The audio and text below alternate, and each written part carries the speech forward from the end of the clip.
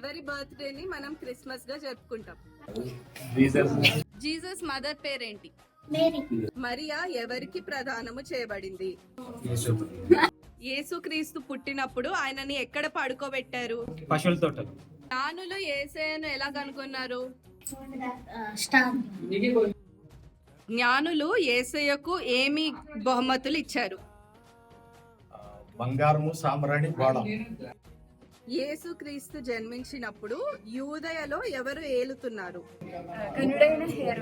యోసేపు కుటుంబము బెత్లెహేము నుండి ఎందుకు పారిపోవాల్సి వచ్చింది? 2 సంవత్సరాల పిల్లల్ని హేరోదు మహారాజు వధిస్తున్నాడు అని చెప్పి వాళ్ళు ఐగుప్తుకు పారిపోవాల్సి వచ్చింది. మరియ గురించి చెప్పే సువార్త ఎక్కువగా మరియ గురించి చెప్పే సువార్త ఏది? యేసయ్య ఎక్కడ పుట్టాడు? ఊర్లో.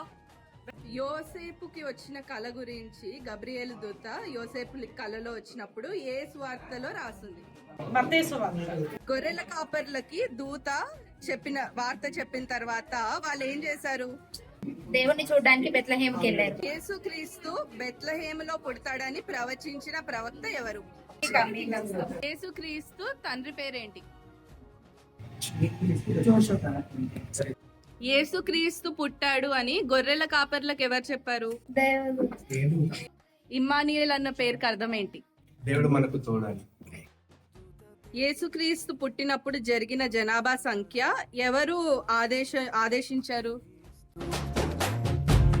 రాజితం మగు తేజం